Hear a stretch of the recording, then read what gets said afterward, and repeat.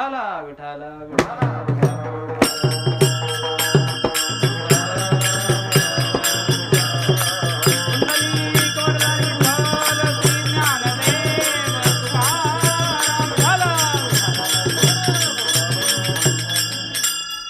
उठावटी अभिमान उठावटी अभिमान जाय ऐसे स्थळ कोण ते या पंढरी सगळे खळा पाजर लोकड प्रस्तुत प्रसंगी संप्रापूर्ती सेवेसाठी घेतलेला अभंग महान भगवत भक्त श्रीमंत श्री जगद्गुरु तुकोबरायांचा असून प्रस्तुत अभंगामध्ये श्रीमंत श्री जगद्गुरु तुकोबराय तुमच्या जीवनातली अनिष्ट निवृत्ती कुठं होती, तुमच्या जीवनामध्ये भक्ती शास्त्रातला सात्विक भाव कुठं प्राप्त होतो आणि तुमच्या जीवनामध्ये अभेद स्वरूपाचा काला कुठे प्राप्त होतो ते ठिकाण आज सांगतात. विठाला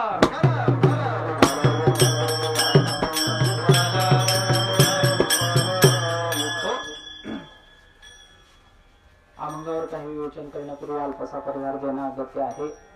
सालाबाद प्रमाणे ही चालत आलेली आपली श्रीमंत श्री जगद्गुरु तुकोबराय यांच्या सोबत मस्कोबानाथ महाराज दिंडी गोपाळवाडीकर यांची ही दिंडी आज हे तिसरं वर्ष आहे आणि पहिल्या वर्षापासून सर्व दिंडी चालक मालक सर्व सदस्य त्यांच्या वतीने ही सेवा माझ्या वाट्याला येते. खर तर माझा अधिकार नाही, कारण मी डायरेक्ट इथं आलोय आणि सेवा करायला लागलो. म्हणजे तिथून चालत येणं आणि इथे येऊन सेवा करणं ते एक खरं त्यांचा अधिकार आहे. तुम्ही सुरू करा चांगलं गाणं आहे ऐका ना. पण असो सर्व दिंडी मालकांचं वगैरे सगळ्यांचं माझ्यावरती प्रेम असल्यामुळं ते म्हणले मागच्या वर्षी म्हणले की महाराज हे तुम्हाला दिली सेवा, आता इथं दुसरा कोणी येणार नाही. चालतंय काय हरकत नाही म्हटलं. आणि त्यांच्या आग्रहास्तून त्यांची विनंती पवार अण्णा असतील, आमचे गिरीमकर अण्णा असतील, कोले मंडळी असतील, सर्व या सर्वांच्या प्रेमातून ही सेवा माझ्या वाट्याला येते. खरं पाहता जुन्या काळचं स्वरूप काहीतरी वेगळं होतं दिंडीचं आणि त्यावेळेस एवढे लोक बी नसायचे. मला वाटलं ह्या वर्षी पाऊस काळ जरा कमी आहे, लोक कमी येतील, लोक डबल दिसले मला. बाबा म्हणलं कशामुळे झालं हे काय, प्रत्येक जण दुःखी आहे, आपल्या आपल्या जीवनामध्ये दुःखी आहे आणि मग प्रत्येकाला सुखाची अपेक्षा आहे. त्या सुखाच्या आनंदाच्या प्राप्तीसाठी आणि आपला आत्मा सच्चित आनंद रूप आहे, म्हणजे तो सच्चित आनंद असणारा आनंद स्वरूप असल्यामुळे आपल्याला आनंदाचीच धाव असल्यामुळे प्रत्येक जण पंढरीकडे धाव घेतं या 15-20 दिवसामध्ये. कालच रात्री कीर्तनामध्ये आमचे गुरुवर्य माधव महाराज शिवणीकर, आमचे शिवणीकर महाराजांचा मठ आहे गोंगडे गल्लीमध्ये, ते पिस्तुल्या शिवणीकर महाराज नाही हा तुम्हाला ते लक्षात येतील हा. तर ते महाराजांनी रात्री आम्हाला सांगितले की पूर्वी सोपन काका सोबत आमची दिंडी चालते, तर त्या काळामध्ये महाराज म्हणले की मी 1975ला दिंडीला गेलतो, त्यावेळेस सोपन काकाच्या पालखी सोबत सगळ्यात मोठी दिंडी म्हणजे शिवणीकर महाराजाची दिंडी. आणि किती माणसं आणणार, 12 माणसं चालायला 12 माणसं चालायला ही सगळ्यात मोठी दिंडी सोपन काका सोबत. बर त्या काळी काय एवढे लोक काय यायचे नाहीत, ऐका महाराजांनी सांगितले बरं का, त्या काळी सगळ्यात मोठी अडचण होती खाण्याची. हा, खायची अवघड परिस्थिती त्यावेळेस. हे पुढचे गाडी वगैरे काय बैलगाडी असायच्या, बैलगाडीमध्ये हे पसारा भरलेला, एक गाडी बैलगाडी पुढे गेलेली आणि 4-5 जण माणसं असायचे ते सगळे व्यवस्था करायला. ते माणसं ज्या गावात जातील त्या गावामध्ये जाऊन शिधा सामुग्री गोळा करायची आणि शिधा सामुग्री गोळा करून मग आलेल्या वारकऱ्यांना जीव घालायचं आणि मग लगेच त्यांच्या अगोदर पुढे निघायचं. हे अशी म्हणजे त्या काळामध्ये अत्यंत कष्ट सहन करून ह्या लोकांनी ही परंपरा वाढवलेली आहे. मग आज हे स्वरूप कसं काय बघायला मिळायला लागले आपल्याला. हे भव्य दिव्य 20-20 लाख पब्लिक आहे का. कोणी आमदार खासदारानं म्हणलं मी 5-5 हजार देतो म्हणलं तरी एवढे लोक यायचे नाही. कोणी उरले येणार नाहीत. पण एवढी पब्लिक का, त्याचं कारण एकच आहे महाराज, आता सुविधा भरपूर झाल्या आणि दुसरी गोष्ट अन्नदान करणारे बी भरपूर झालेत. शास्त्रात असं सांगितलंय, जर तुमचं द्रव्य पवित्र करायचं असेल, कसं आहे की द्रव्य आपल्या घरात येतं, पैसा आपल्या घरात येतो, पण कसा येतो ह्याचा आपण विचार करत नाही. अनेक जण विचार करत नाही. आणि सहसा जास्ती संपत्ती ज्याच्या घरी दिसती कदाचित ते 2 मार्गानच येते, 2-3 मार्ग म्हणा त्याच्या घरात असं असतं. मग तर ती आपली संपत्ती जी आहे ते शुद्ध करण्यासाठी, पवित्र करण्यासाठी दान करावं असं शास्त्रात सांगितले. दान करावं. मग त्याचा परिणाम काय? पुणे मुंबईत तुम्ही बघितलेलंच आहे. काल आमच्या मठात गेलो, बघितलो महिला मंडळाचे असे एवढाले गटुडी बांधलेत. म्हणलं माय तुझी मान तर मोडायची नाही म्हणलं बस पर्यंत जाईपर्यंत. हा काय काय भरली म्हणलं याच्यात. असो, आनंद आहे. पण त्यामुळे व्यवस्था व्हायला लागली. सर्वजण अन्नदान करणारे वाढले, दाते वाढले आणि त्यामुळे ह्या वारीला एक आगळं वेगळं स्वरूप आज आपणाला पाहायला मिळते. एवढा दुष्काळ पडलाय, आमच्याकडे पिकं दोपाऱ्या धरायला लागले आहे का नाही, पण तरी महाराज इथं चित्त आहे प्रत्येकाचा वारकऱ्याचा. हा वारीचा विशेष महिमा आहे. त्यांना शेताकडे काय होलले काय नाही. काही जणाला शेताचंही देणं घेणं नाही, वारीचंही देणं घेणं नाही. हे सगळं झिंगणांग चिकनांग जिकडं बघा तिकडं राहणं वाळच आहे. असं बी आहे. असो, पण जो तो आपल्या आपल्या परीनं आनंद घेतोय हा विशेष महिमा या वारीचा आहे. असो, तुम्हा सर्व वारकऱ्यांच्या चरणी विनम्र भावाने नतमस्तक होतो. कारण तुम्ही दर मजल करत तुकोबरायांसोबत या पंढरपूर नगरीमध्ये पायी वारी चालत चालत भजन करत करत गात जागा प्रेम मागा विठाला या स्वरूपानं तुम्ही इथपर्यंत आलात. त्यामुळे तुम्ही सर्व माझ्यासाठी पांडुरंग परमात्मा एवढेच पूज्य आहात. तुमच्या चरणी साष्टांग दंडवत घालतो आणि ज्ञानोबराय तुकोबराय जशी बुद्धी देतील त्याप्रमाणे अभंगाचं विवेचन आपल्या समोर ठेवतो. विठाला विठाला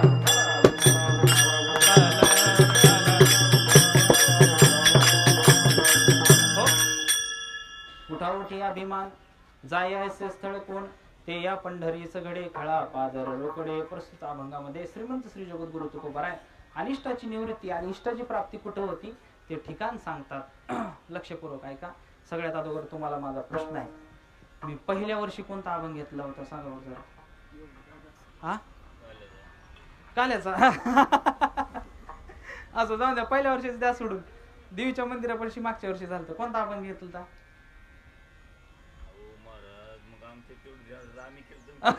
वा बरोबर आहे बरोबर आहे. तसं बी असो, सांगतो की मागच्या वर्षी बी हीच अभंग घेतला होता.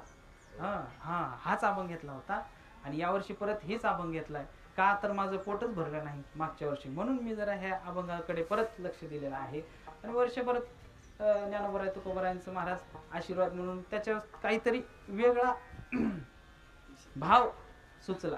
त्यामुळे आपल्यासमोर तोच अभंग परत चिंतनासाठी मांडलाय. मागच्या वर्षीचं आता अभंग लक्षात नाही म्हणल्यास कीर्तन तर लक्षात नसेलच, त्याच्यामुळं वाढवत नाही. असो, उठाउठी अभिमान. या मृत्यू लोकांमध्ये जर पाहिलं तर महाराज देव असो, संत असो आणि मनुष्य असो, तिघाला अभिमान आहे. विठाला विठाला विठाला विठाला. हो, असं बांधावरून फिरवत जावा बैल, अलीकडूनच मुरडं आणू नका महाराज. असो, आजची आता ही शेवट झाली की पुन्हा उद्या सुट्टीच आहे तुम्हाला, आहे की नाही. तर या मृत्यू लोकांमध्ये पहिलं काय, देवाला अभिमान आहे, संतांना अभिमान आहे आणि मनुष्याला तर अभिमान असा गच्च भरलेला आहे महाराज, काय सांगायचं. देवाला अभिमान आहे. तुम्ही म्हणाला अहो असं कसं म्हणायला लागले, देवाला अभिमान? देव तर अभिमानाचा द्वेषी आहे. नारद भक्ती सूत्रामध्ये सांगितलंय, ईश्वरस्य अभिमान देशवित्वात दीन प्रियत्वाच. म्हणजे काय की तो परमात्मा, तो पांडुरंग परमात्मा अभिमान असणाऱ्याचा द्वेष करतो, अभिमानाचा द्वेष करतो आणि जो दीन आहे त्याला प्रियतेनं जवळ घेतो, असं शास्त्रात सांगितले. बरं, शास्त्राचं सांगितलंय असो, गाथ्यामध्ये सुद्धा सांगितले. तुकोबराय म्हणतात की बाबा देवाला तिळ मात्र अभिमान आवडत नाही. तिळबरी जरी तिळबर जरी होय अभिमान,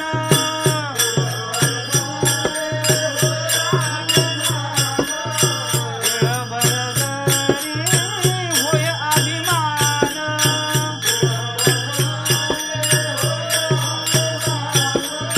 मेरू तो समान भार देवा, मेरू तो समान भार देवा, मेरू तो समान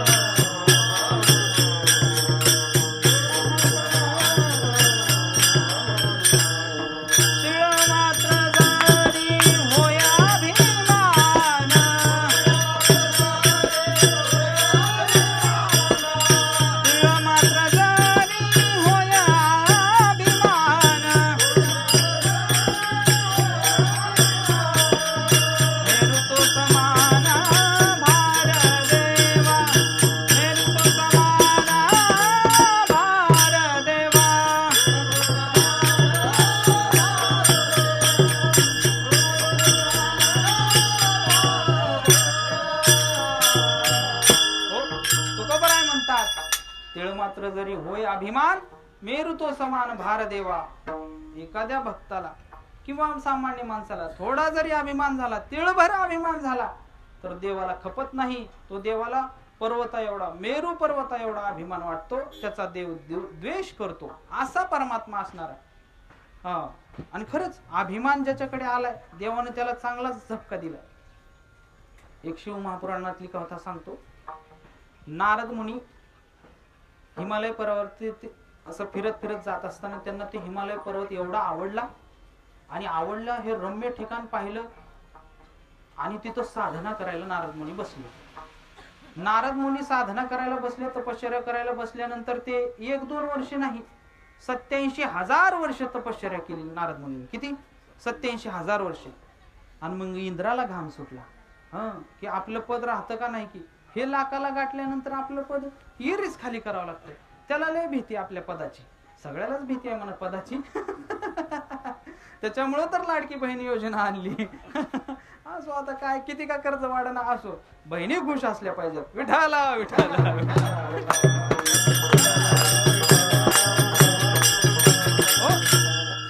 इंद्राला काळजी पडली, नारद मुनीचं जर 1,00,000 वर्ष तपश्चर्या झाली तर आपलं पद खाली होतं बाबा. ते पुढचे इंद्र होते. मग इंद्रदेवानी कामदेवाला बोलवलं. कामदेवा इकडे या, बोला काय. तुमची सगळी टीम घ्यायची, वाजविणारे, गाणारे, नाचणारे चाट घ्यायचे, आणि नारदांची तपश्चर्या भंग करायची. कामदेव म्हणले काय? म्हणले आपल्या डाव्या हाताचा म्हणून आहे. म्हणले निघालो. आणि मग हे स्वर्गातल्या सगळ्या अप्सरा, सगळ्या अप्सरा घेतल्या. वाजवणारे चांगले 1 नंबरचे घेतले, धाराशिवकर तुमच्यासारखे. गाणारे 1 नंबरचे, बोट ठेवायला जागा नाही, अशी टीम बनवली कामदेवानी.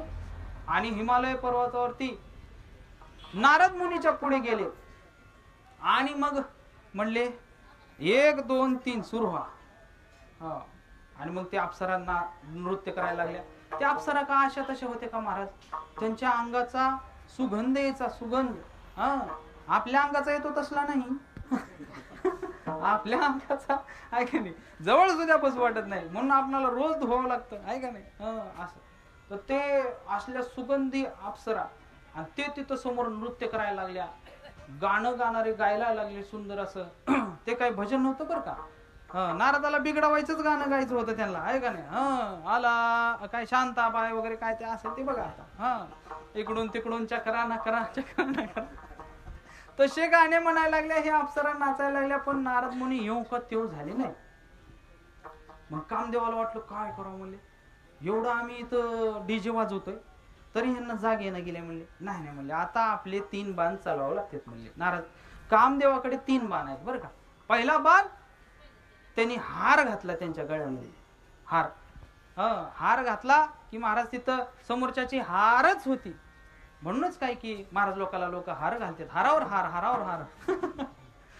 आजकाल तर महाराज दिसायला गेले ते एवढे हार. असो, कामदेवाने हार घातला. महाराज स्वर्गातून पुष्प आणलेले तो हार होता, तो हार घातला. तरी नारद मुनींनी काही समाधी सोडली नाही. त्यावेळेस मग त्यानंतर कामदेव दुसरा बाण चालवायला लागले, नारदांची स्तुती करायला लागले. स्तुती हा त्यांचा दुसरा बाण आहे. म्हणून साधू संतांना स्तुती आवडत नाही. कामदेवाचा बाण आहे तो.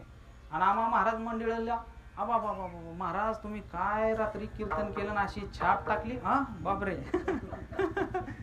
आणि महाराज असा फुगून डम, आहे का नाही. असं कोणालाही सामान्य माणसालाही फार स्तुती आवडते. आम्ही महाराज लोक काय करतो, कीर्तनाला गेले की आयोजकाचा आद उगर नाव घेतो.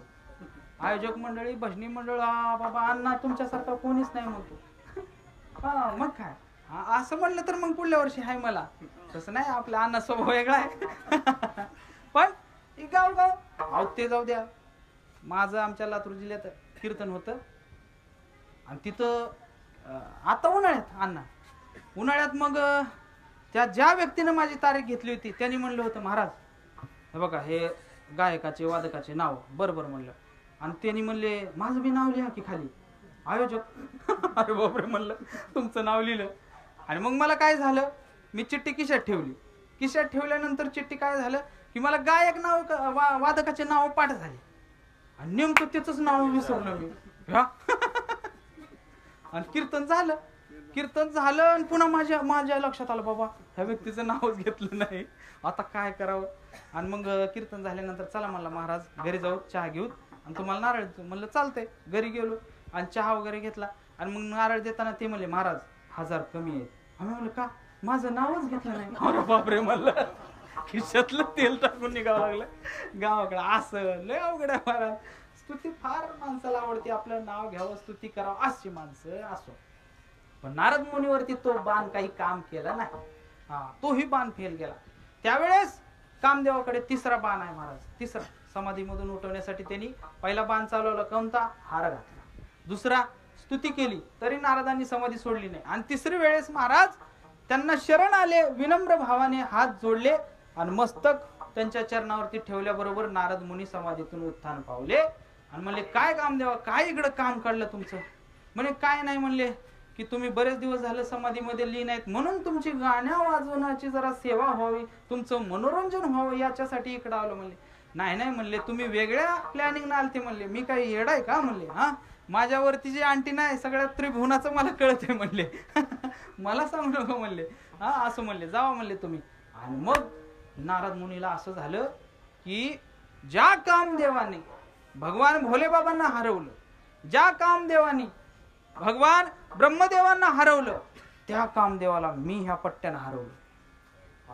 असा अभिमान जडला आणि ते पळत भगवान भोलेबाबाकडे गेले. भोले बाबा, भोले बाबा. म्हणले काय रे बाबा.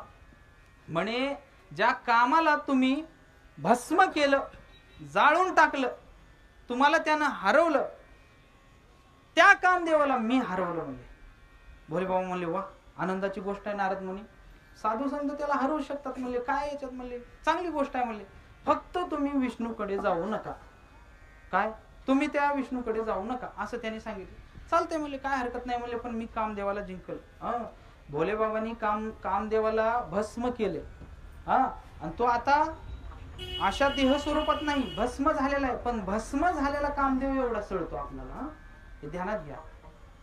असा भयंकर कामदेव आहे. आणि मग ते म्हणले आता माझ्या पप्पाकडे जातो म्हणले, आहे का नाही. पप्पाकडे गेल्याशिवाय त्यांना कसं कर म्हण. ब्रह्मदेवाचे मानस पुत्र नारद मुनी. आणि मग ब्रह्मदेवाकडे गेले, म्हणले पप्पा पप्पा. पप्पाने गणपती आणला. म्हणले बर. काय झालं सांग. ते गणपती पुढे आहे म्हणले. म्हणले मी कामदेवाला हरवलं म्हणले. वा म्हणले, चांगली गोष्ट आहे म्हणले नारदा, पण तू एक सांभाळ, तू हे गोष्ट आता विष्णूकडे जाऊन सांगू नको. असं म्हणल्यानंतर जर माणसाला कधी ईर्ष्येला पेटते बघ. तू ते करून म्हणलं की ते ईर्ष्येला नाही, करूनच दाखवणार म्हणतो. ते नारद ते म्हणले ठीक आहे म्हणले, आता जाणारच म्हणले. भगवान विष्णूकडे गेले आणि भगवंताला जाग केलं. देवा उठा. उठा पांडुरंगा प्रभात समोर. आता उठा म्हणले. किती वेळ झोपता म्हणले. उठा म्हणले. काय झालं नारदा, एवढी काय धावपळ. नाही नाही म्हणले, हे बघा भगवान शंकरांना, भगवान ब्रह्मदेवांना, या दोघांना ज्या कामदेवांना हरवलं त्याला मी हरवलं म्हणले. वा वा म्हणजे काय महान पराक्रम केले म्हणले तुम्ही, चांगली गोष्ट आहे म्हणले. सत्कार वगैरे केला, मोठी ट्रॉफी दिली, हार घातला आणि जे हरी म्हणले. मग नारद तिथून निघाले माघारी निघाल्यानंतर 300 किलोमीटर अंतरावरती अशी भव्य दिव्य नगरी दिसली नारदांना. भव्य दिव्य नगरी आणि ती सजवलेली नगरी दिसली महाराज. राजाचा राजवाडा, महाल वगैरे आणि सजवलेली दिसल्यानंतर मग नारदांनी म्हणले, जाताना मी ही नगरी नव्हती आणि येताना कुठून दिसली मला काही कळणाच गेले म्हणले. बरं असं म्हणले, मी आनंदाच्या भरामध्ये लक्ष दिलं नसेल म्हणले. आणि मग त्या नगरीमध्ये गेले. नगरीमध्ये गेल्यानंतर तिथल्या राजानं महाराज नारदांना पाहिलं आणि पाहिल्यानंतर नारद मुनीचा यथोच्च सत्कार वगैरे केला, उच्च आसनावरती बसवलं, पूजा वगैरे केली. आणि त्यानं म्हणले, नारदांनी विचारले, राजा अरे म्हणे एवढी नगरी का सजवली तू. त्या राजानं उत्तर दिलं, म्हणे माझी एकुलती एक कन्या आहे, राजकन्या, आणि तिचं उद्याच्याला स्वयंवर आहे. आणि तिचं स्वयंवर असल्यामुळे ही सगळी नगरी सजवलेली आहे. उद्या अनेक ठिकाणचे राजे राजपुत्र या ठिकाणी येतील आणि ते मग स्वयंवरामध्ये सामील होतील. त्या उत्सवासाठी हे सगळे सजावट केली म्हणले. असं आहे का म्हणले. बरं कुठं आहे तुझी कन्या. हे बघा माझी कन्या म्हणले. आणि ती महाराज जेव्हा कन्या बघितली नारदांनी, नारद दाढी चोळायला लागले. म्हणले फुकट 87,000 वर्ष घातली म्हणले. काय कमाल झाली म्हणले. हे असं रूप काय म्हणले. हो उगच घातलं म्हणले तपश्चर्या करून आहेत सगळं. नाही म्हणले, आता उद्याच्याला आपण हिला मिळवायचं, या मुलीला, या राजकन्याला आपण प्राप्त करायचं आणि ते नारद पळतच 300 किलोमीटर जवळ भगवान विष्णूकडे गेले. देवा म्हणजे काय झालं नारद, आता काय राहिलं, तुमचा विना वगैरे राहिला का? नाही नाही म्हणले, आमचा विना वगैरे आमच्या जवळ आहे म्हणले. मग नाही नाही, मला कणी सुंदर बनवा म्हणले, तुमच्यासारखं मला सुंदर बनवा, हा या जगात एक नंबर बनवा मला. म्हणले का? ते तुम्हाला उद्या सांगेन, जोडीने आल्यानंतर गोमू सांगती न उद्या तुम्हाला सांगेन म्हणले. हा त्याच्यामुळे मला सुंदर करा. ठीक आहे म्हणले देवाने. देवाला आता त्याला काय अंतरेचं सगळं कळतं त्याला. देवाने म्हणले तदा असतो. आणि मग नारद आले दुसऱ्या दिवशी त्या स्वयंवरामध्ये. पहिल्याच लाईनला नारद मुनी बसले, पहिल्या लाईनला. आणि भगवान भोले बाबांनी 2 शिवगण त्यांच्या पाठीमागे पाठवले होते. बघा रे म्हणले, हे नारदाचं काय होते जरा, शिवगण 2. आणि ते 2 शिवगण नारदाच्या उजव्या बाजूला आणि डाव्या बाजूला नारद मध्ये होते. आणि मग ते शिवगण हसायचे नारदाकडे बघून. नारद म्हणायचे, काय रे तुम्हाला, हा काय हसायला लागले म्हणले तुम्ही, हा तुम्हाला काय वाटायला लागले म्हणले, तुम्ही माझ्याकडे हसू नका, माझ्या वयाचा हिशोब नका करू. काही झालं तर ही राजकन्या मलाच वरणार, काही झालं तरी ही राजकन्या मलाच वरणार. महाराज एवढी साधना, एवढं वय झालं तरी अपेक्षा. आमच्या गावाकडले एक 70 वर्षाचे आजोबा होते. आणि मग ते योगायोग इकडं पुण्याला आले होते. आणि माझं कीर्तन होतं मुंबईला. मग मी त्यांना म्हणलं, आलो तसं चला जाऊत म्हणलं कीर्तनाला मुंबईला. आणि मग मुंबईला तिथं आम्ही रेल्वेनं गेलो. रेल्वेनं मुंबईमध्ये गेलो. आणि गेल्यानंतर ते आता मुंबईमध्ये काय 100-70 मजली घरच असले. आम्हाला ते काही घर सापडणं गेलं. आम्ही त्यांनी जो अपार्टमेंट सांगितला त्या अपार्टमेंटमध्ये आम्ही सकाळी 6 वाजता तिथं गेलो. आणि आम्हाला ते घर कुठलं ABCD लय असतं, ते काय काय कुठं ते आम्हाला काही कळलं गेलं. म्हणून आम्ही तिथं बसलो. बाजूलाच एक लिफ्ट होती आणि बाजूला आमचे ते बसलेले अण्णा. म्हणलं अण्णा इथं बसू थोडा वेळ आणि मग आपण जाऊत म्हणलं. ती माणसं घ्यायला आले की मग तिथं जाऊन पुन्हा कीर्तनाच्या ठिकाणी जाऊ. बरोबर म्हणले. आणि बसल्यानंतर तिथं काय झालं अण्णा, तिथं सकाळी सकाळी आता ती मुंबईतले लोक काय की ते म्हाताऱ्या बाया वगैरे चालायला निघतात ना बाहेर, 5-5:30-6ला चालायला जातात त्या. आणि चलून मग ती नंतर त्या लिफ्टमध्ये बसायच्या ना आपल्या घरी जायच्या. आणि त्या लिफ्टमधून उतरणाऱ्या तरुण स्त्रिया उतरायच्या, मुली कॉलेजला जाणाऱ्या, शाळेला जाणाऱ्या आणि तरुण ऑफिसला वगैरे जाणाऱ्या, अशा त्या लिफ्टमधून उतरायच्या.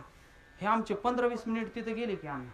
आणि 15-20 मिनिट गेल्यानंतर ते म्हातारं मला म्हणायला लागलं, महाराज तुम्ही मला आधी ही अगोदरच सांगायचे की असली भारी मशीन इथं मुंबईत आहे, हा आधीच सांगायचं की. मी म्हणलं काय झालं अण्णा, गावाकडून आपली म्हातारी आणली असती की ह्या मशीनीत घातलं की म्हातारी वरी जाती आणि तरुण होऊन बाहेर येते. माझी म्हातारी आणलं असतं की म्हणले इथं.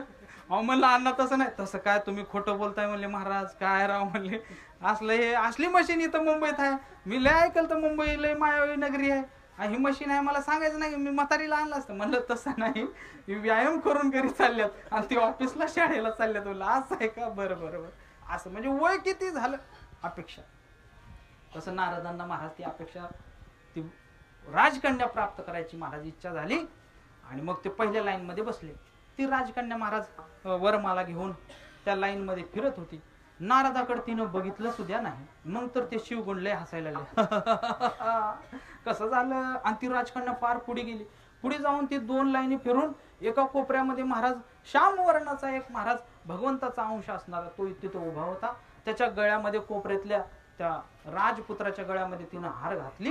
आणि हार घातल्यानंतर मग नारदांना असा राग आला. म्हणले हा मी एवढा सुंदर, देवानं मला सुंदर केलेला असून हिनं मला न वरता त्या राजपुत्राला वरली म्हणले. हा मग ते शिवगण बसलेले ऐकत होते. अरे म्हणले तू माकडासारखा दिसतोय म्हणे, तुझ्या गळ्यात कोण माळ घालेल. नारद म्हणले माकड, मला माकड म्हणता म्हणले, मी तुम्हाला शाप देतो, इथून पुढचे 3 जन्म तुम्ही राक्षस होऊन या मृत्यू लोकात पडाल. हा तेच रावण कुंभकर्ण, हा तो शाप दिला त्यांना ते शिवगण. आणि मग नारद तिथून तडकाफडकी निघाले महाराज. बाहेर निघाले. एक सरोवर होतं नगराच्या बाजूला. तिथं तहान लागली म्हणून पाणी प्यायला त्या सरोवरात जाऊन बघतात तर काय खरंच देवाने त्यांना सुंदर म्हणजे काय संस्कृत मध्ये माकड बनवलं होतं. वरून माकडाचं मुंडकं हे वरून सगळं माकडासारखंच दिसायला लागले नारद मुनी. आणि नारदांना असा राग आला. नारदांनी महाराज तिथलं जल उचललं. पाणी पिण्याच्या अगोदरच असा राग आला. जल हातात घेतलं आणि म्हणे देवा तू मला असं माकड केलंस ना म्हणे, मला त्या मुलीपासून वियोग केलास ना, तसं मी तुला शाप देतो, की तुला तुझ्या पत्नीचा वियोग सहन करावा लागेल आणि हे माकडाचं स्वरूप दिलंय ना मला, हेच माकडं तुझी मदत करतील आणि तुझी पत्नी तुला प्राप्त करून देतील, असा माझा शाप आहे म्हणून असा शाप दिला महाराज नारदांना. हा, माझा मुद्दा संपला. नारदांना पुन्हा फार पश्चाताप झाला. त्यांनी फार पुढची कथा फार मोठी आहे, विस्तार करत नाही, पण लक्ष देऊन ऐका.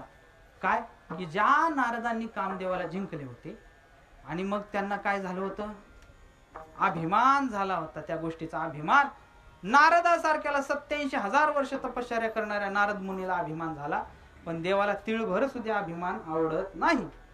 देव अभिमानाचा द्वेषी आहे, म्हणून भगवंतांनी त्यांचा अभिमान घालवण्यासाठी हे एवढी मोठी लीला केली महाराज, भक्ताचा अभिमान जावा म्हणून. पण देवाला अभिमान आवडत नाही. मग मी काय मुद्दा मांडलाय की देवाला बी अभिमान आहे. खुंटा सोडू नका. काय देवाला बी अभिमान आहे. शास्त्र असं सांगतंय. तुकोबराय म्हणतात की देवाला अभिमान नाही. नारद भक्तिसूत्र सांगते की देवाला अभिमान नाही. आणि महाराज तुम्ही देवाला अभिमान आहे म्हणता. खरंच देवाला अभिमान आहे. देवाला कशाचा अभिमान आहे हो? देवाला अभिमान आहे. तुकोबरायच वर्णन करतात महाराज. उद्धाराचा संशय नाही याच्या काही सेवका, उद्धाराचा संशय नाही याच्या काही सेवका, पांडुरंग अभिमानी जीवदानी कुवता, जीवदानी कुवता, जीवदानी कुवता. उद्धाराचा संशय नाही याच्या काही सेवका, उद्धाराचा संशय नाही याच्या काही सेवका, पांडुरंग अभिमानी जीवदानी गोवता, जीवदानी गोवता.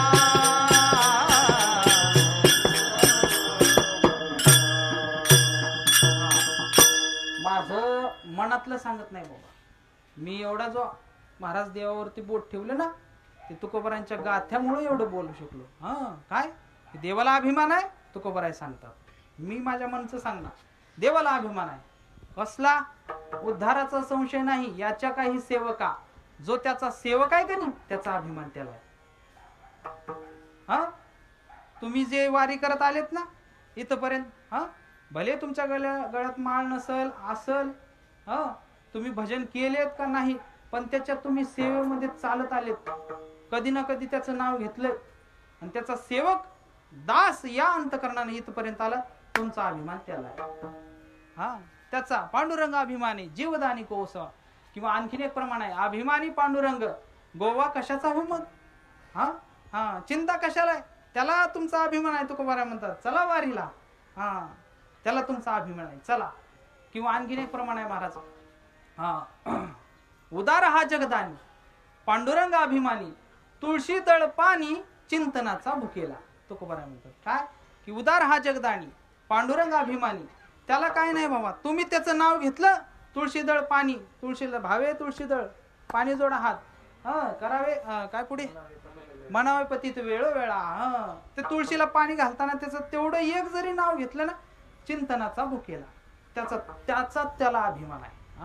म्हणजे आपला अभिमान त्याला आहे, म्हणजे पांडुरंगालाही अभिमान आहे. चला दुसरा मुद्दा, संतांनाही अभिमान आहे. मी असं म्हटलं, संत तर महाराज अभिमान त्यांच्याजवळ तर नसतोच. बर, देवाला अभिमान आहे म्हटलं, मग देह अभिमान आहे का? जन्म अभिमान आहे का? नाही. देहाचा काही संबंधच नाही. अनंत रूपे अनंत वेश असा तो आहे, त्याच्यामुळे देहाचा काही संबंध नाही. बर, आनंद अद्वय स्वरूप असल्यामुळे त्याचा काही देहाचा संबंध नाही. देह अभिमान त्याला नाही. मग जन्म अभिमान बी त्याला नाही. देवाला जन्म अभिमान बी नाही. म्हणजे जन्म अभिमान कसा की तो प्रगट होतो ना. आयोनी संभव नव्हे काही श्रमी, नाम याचा स्वामी प्रगटाला. तो प्रगट होतो, त्याच्यामुळे त्याला जन्माचा काही संबंध नाही. प्रगट भोयो भगवान असं एक प्रमाण आहे मीराबाईचं. पण प्रगट होतो म्हणून त्याला अभिमान त्याचा नाही, जन्माचा देहाचा अभिमान नाही. पण त्याला भक्ताचा, त्याच्या सेवकाचा, त्याच्या वारकऱ्यांचा त्याला फार अभिमान आहे. देवाला फार अभिमान आहे. चला दुसरं, संतांनाही अभिमान आहे. मी असं म्हटलं, अनेक प्रमाणे मिळतात की संत तर निराभिमानी असतात. नाथ बाबा सांगतात, तेवी जन्म कर्म वर्णाश्रम जाती, पूर्ण हरिभक्त हाती ना धरती, काय म्हणले, चहुदेहाची अहंकृती स्वप्नीही न धरती हाती. नाथबाबा वर्णन करतात, जे हरिभक्त असतात, जे संत साधू असतात, ते काय महाराज की वर्णाश्रम जाती, जन्म कर्म वर्णाश्रम आणि महाराज जाती याचा अभिमान बाळगत नाहीत. साधू संतांविषयी सांगतो बरं का. हे काय चार, हे जन्म अभिमान आहे. म्हणजे जन्म कर्म जात गोत कुळ वगैरे याचा त्यांना तीळ मात्र अभिमान नसतो. बघ आणखीन चहुदेहाची अहंकृती. चहुदेहाची अहंकृती म्हणजे हा देह आहे ना, हा स्थूल दिसतोय, हा स्थूल, त्याच्यामध्ये एक सूक्ष्म आहे, त्याच्यानंतर महाराज कारण देह आणि महाकारण देह, असा 4 प्रकारचं याच्यात लपलेला आहे. दिसतंय एक, 3 मध्ये आणखीन आहे. या चौघाचाही त्यांना अभिमान नसतो. कधी नसतो महाराज, स्वप्नीही न धरती हाती. स्वप्नीही न धरती हाती हरिभक्त, त्यांना हरिभक्त म्हणा अशांना, जे की स्वप्नात सुद्धा याचा अभिमान धरत नाहीत. आणि आपण महाराज रात्री स्वप्न पडलेलं लगेच दुसऱ्या दिवशी सांगतो की काय रात्री स्वप्नामध्ये मी मस्त पंढरपूरमध्ये फिरत होतो आणि चंद्रभागेत उडी घेतलो, उडी घेतल्या चंद्रभागेतच डुबलो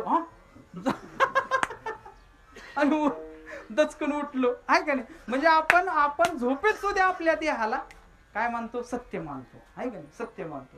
पण महाराज त्यांना हा अभिमान नसतो, देहाभिमान नाही, चला जन्म अभिमान नाही. मग संतांना अभिमान कशाचा आहे हो? संतांना अभिमान तुकोबाराय सांगतात बरं का, तुकोबारायांच्याच भाषेमध्ये. संतांना अभिमान तुकोबाराय म्हणतात, देव हा माझी मीराची ठाव द्यावा पाया पाशी, ठाव द्यावा पाया पाशी, ठाव द्यावा पाया पाशी. देवा हे माझी मीराची ठाव द्यावा पाया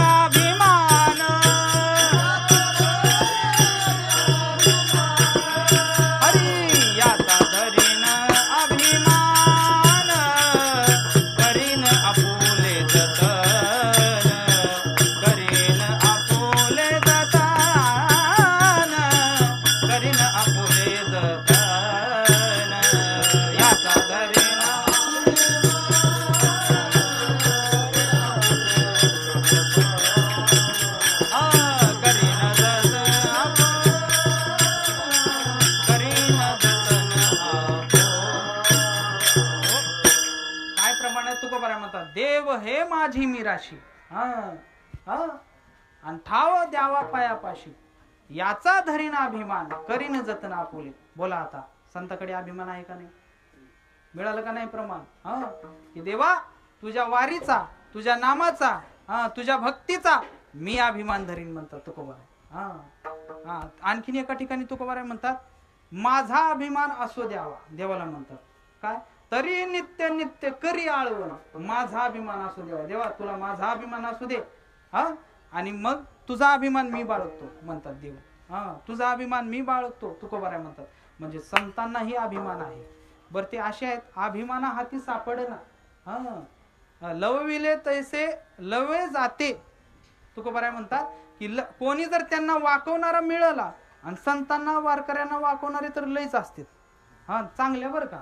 काय काय वारकरी महाराज पताका उलटी करतात म्हणा, ते वेगळी गोष्ट आहे. पण खराच महाराज त्या स्थितीला पोहोचलेला वारकरी असेल, संत असेल, आणि त्यांना जर कोणी वाकवणारा मिळाला तर लवविले तैसे लवे जाती, अभिमाना हाती सापडना. असं संतांचं जीवन असतं.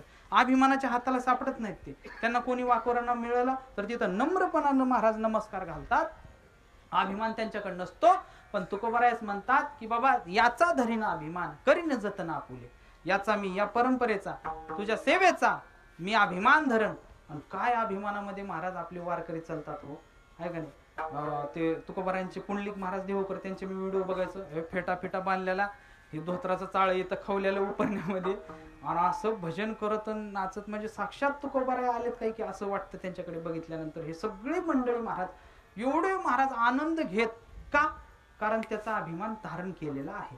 जो धारण करत नाही तो लाजून बुजून दिंडी इथं चालायला लागली, पालखी इथं आहे, भजन इथं आहे, आणि ती उघडी पार पुढे आहे कुठं मुक्कामाच्या ठिकाणाला. त्याला काही महाराज त्याला काय अर्थ नाही. पण हे अभिमान धारण केलेले महाराज संत, पण संताकडे अभिमान आहे. दोन मुद्दे झाले आपले बघा. पहिलं, देवाला अभिमान आहे, सिद्ध झालं तुकोबारायांच्या प्रमाणानं. संतांना अभिमान आहे, सिद्ध झालं. फरक आहे की संतांना देहाचा अभिमान नाही, जन्माचा अभिमान नाही. देवाला देह अभिमान नाही, जन्म अभिमान नाही, पण देवाला भक्ताचा अभिमान आहे, आणि संतांना देवाचा अभिमान आहे, त्याच्या सेवेचा अभिमान आहे. तिसरा मुद्दा की मनुष्य म्हणजे तुम्ही आम्ही आहे का नाही, आपल्याला अभिमान आहे का? होय अण्णा मला नाही. अहो तुम्हाला नसेल अण्णा, पण महाराज आम्हाला अभिमान, बाबा बाबा एवढा अभिमान आमच्यात भरलाय, काय काय सांगायचं. आणि कशा कशाचा अभिमान सांगावं तुम्हाला. प्रचंड अभिमानानं आम्ही गांजून गेलेले आहेत, गांजून, प्रचंड अभिमान. बरं, हा अभिमान जो आहे ना, तो मायेचा थोरला पोरगा आहे, ज्येष्ठ पुत्र आहे मायेचा. मायेनं निर्माण केला आहे अहंकार अभिमान, मायेचा पुत्र आहे. आणि मायेला मग तिनं काय केली, याच्यामध्ये ममता टाकली परत. ममता तिची पोरगी वंश वाढवण्यासाठी मायेनं. आणि ती मग त्या ममता कुणाला दिली? मोहाला. मोहाला ती दिली. मोह तिचा जावई आहे, आलं का लक्षात, ही वंश वाढवायला. आणि त्या मायेनं मग महाराज असे असत त्याचे पिल्लं महाराज पैदा केली. अशी ती माया भयंकर आहे. आणि तिचा थोरला पोरग अहंकार आहे, त्याच्यामुळं त्याच्यावर तिचं जास्ती प्रेम.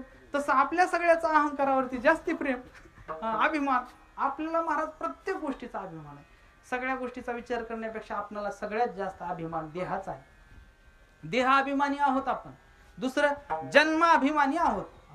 देहाभिमानी, हा स्थूल देह, कारण देह, सूक्ष्म देह, महाकारण देह, सगळ्याचा अभिमान आहे. देहाभिमान म्हणजे काय? मी देह आहे, मी कोणी तर आहे हे आपण अगोदर मानतो ना, तो देह अभिमान आहे. मी देह आहे याला सत्य मानायचं.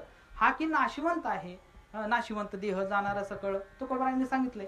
नासका कुचका सडका आहे, असा देह आहे, घाणेरडा आहे. 8 दिवस आंघोळ करू नका बरं, कसं होते बघा, आहे का नाही. कुठून कुठून वास येते, कुठं कुठं होतील सांगता येत नाही. एवढा घाण देह आहे. पण या देहाचा आपण अभिमान बाळगतो महाराज. मी देह असं म्हणतो. दुसरा अभिमान महत्वाचा म्हणजे, आता मग त्याच्या संबंधाने भरपूर पुढे जोड येतं बरं का. दुसरा जन्म अभिमान म्हणजे जन्म, कर्म, वर्णाश्रम आणि जाती या 4 गोष्टीचा आपल्याला अभिमान आहे. एखादी वेळेस माणूस देह अभिमानी आहे हे विसरेल, पण जन्म अभिमान विसरत नाही बघा. लय अवघड गोष्ट आहे.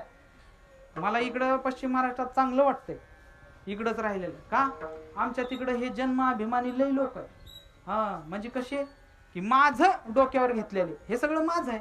माझी जात, माझा जन्म, माझं कुळ, माझं वर्णाश्रम म्हणजे मी कोणत्या वर्णाचा आहे, हे सगळं आमच्या मराठवाड्यात लय लय पेटलेला डोंगर आहे. काय सांगायचंय, तिथं लगेच म्हणतात संजय महाराज मोरे, अरे ती मराठा आहे, त्याला इकडं आणू नका. कळालं का? नाही कळालं. आपलेच महाराज बोलवा, याला म्हणायचं जन्म अभिमान. आता कळालं का? माळ्याचं आयोजक असेल, काही कीर्तनाचा असेल कार्यक्रम, तर ते म्हणणार माळ्याचे आपलेच बोलवा, त्याला बोलू नका. ते लय चांगलं सांगते, त्याच्या घरी सांग म्हणा बायकोला, आम्हाला सांगू नको. असं आहे. ह्याला म्हणायचं जन्म अभिमान, आपलेच बोलाव. वंजारी म्हणणार ती मराठीच आहे, नका नका नका, आपल्याकडे नका, आपल्या गडावरचीच आणा. असं याला काय म्हणायचं जन्म अभिमान. मग तुम्हाला संप्रदाय कळाला का? नाही कळालं. लय मोठा अज्ञान आहे, लय मोठा अज्ञान आहे. म्हणून हे जन्म अभिमान तर आपल्याला प्रत्येकाच्या ठिकाणी जडलेला आहे. मग हा जन्म अभिमान आणि देहाभिमान हा भयंकर खतरनाक आहे. जन्माभिमान म्हणजे माझं आणि देहाभिमान म्हणजे मी, हे लक्षात ठेवा. मी आणि माझं, हे महाभयंकर आहे. जर हे आपल्याला सुटलं नाही तर महाराज भयंकर आपली दुरावस्था होती. तुकोबाराय सांगतात हे मी आणि माझ्यानं काय होतं, तुकोबाराय म्हणतात याने मज भोगाविला खाणी नसा छंद लाविला मानी, माझलो मी माझे भ्रमानी,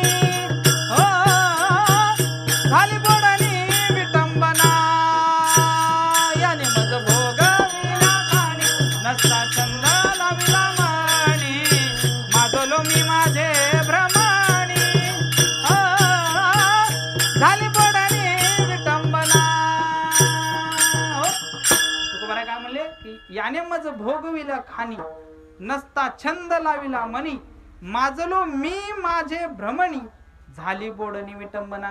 शब्द हे निर्वाणीचा बाण, हे मी आणि माझं तुमचं मरण घेणारा बाण आहे, सावध व्हा, नाहीतर मग अवघड आहे. असं आहे मी आणि माझं, त्याच्यानं आपल्याला खाणी जन्म मरणाला परत यावं लागतं. हे भयंकर चक्र आहे महाराज, भयंकर चक्र आहे. आणि जो हे मी आणि माझं सोडून देतो ना महाराज, देव त्याच्या जवळ असतो. देव स्वरूप तो संन्यासी महात्मा, त्याची एक व्याख्या सांगताना ज्ञानोबराय म्हणतात, आणि मी माझे आठवण विसरले जयाचे अंतकरण, पारता तोची जाण संन्यासी निरंतर. संन्यासी म्हणजे तो भगवत स्वरूप, साधू स्वरूप, संत स्वरूप, देव स्वरूप झालेला आहे. कोण? मी आणि माझं विसरलाय तो.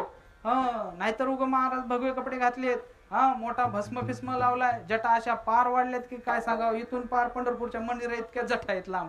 पण काय करावं त्याला, जर मी आणि माझं सुटलं नाही, तो संन्यासी नाही, साधू नाही, संत नाही, कोणी नाही. म्हणून मी आणि माझं हे सुटलं पाहिजे, ते गेलं पाहिजे. मग महाराज हा मी आणि माझं जाणार का नाही? हो जाणार की. हे देहाभिमान, हा जन्माभिमान जाणार की. आता प्रश्न असा निर्माण होतो की मी म्हणलं संतांना जन्माभिमान नसतो, तुम्ही असं म्हणाल की मग ते आपली जात कुळ गोत सगळं टाकून देऊन निघतात का? तसं नाही.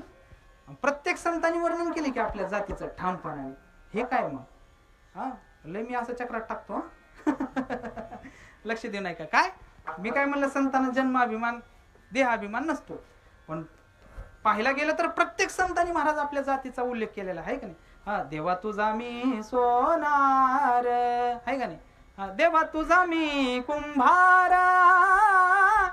नासी पापाचे डोंगर, देवा तुझा मी कुंभार. गोरोबा काका आहे का नाही? प्रत्येक संतांच्या अभंग बघा ना.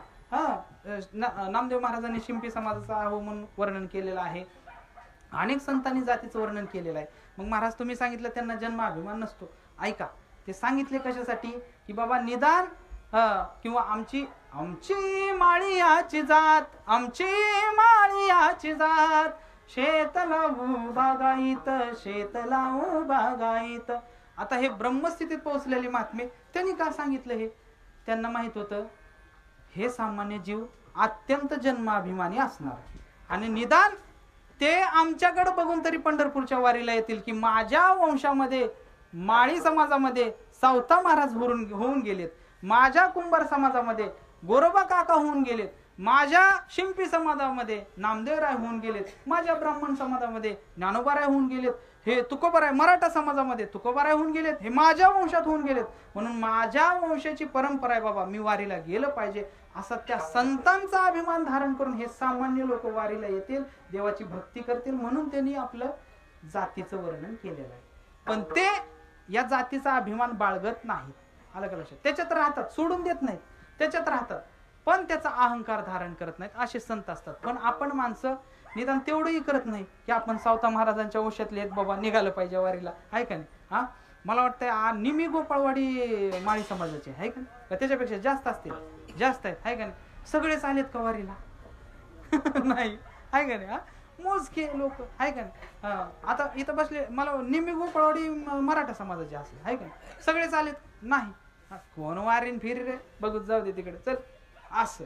मग हे आपल्याला त्यांचाही अभिमान नाही, पण आपणाला जाती धर्माचा फार अभिमान, देह अभिमानी प्रचंड आपण, आणि जन्म अभिमानी प्रचंड माणसं आपण. मग हा जाणार का नाही? जाणार ना. हा अहंकार ज्ञानोबराय म्हणतात, हा विचारून अहंकार सांडीजे, मग अस्तीच वस्तू होईजे, मग आपली स्वस्ती सहजे आपण केली. ज्ञानोबराय म्हणतात विचार केलं तर हा जन्म अभिमान देहाभिमान नक्कीच जातो महाराज, तो राहत नाही असं ज्ञानोबराय म्हणतात. बर, विठ्ठल विठ्ठल.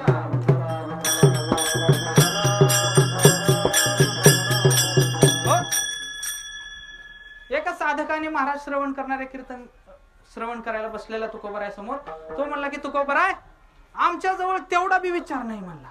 ज्ञानोबरायांनी म्हणले की हा विचारोने अहंकार सांडीजे, पण आमच्या जवळ तेवढा बी विचार नाही म्हणला. मग आम्ही हा अभिमान जाण्यासाठी आम्ही कुठं जावं असा तुकोबरायांना प्रश्न केला. ते म्हणले आम्ही काशीला जावं का तुकोबराय? आम्ही काशीला जाऊ का?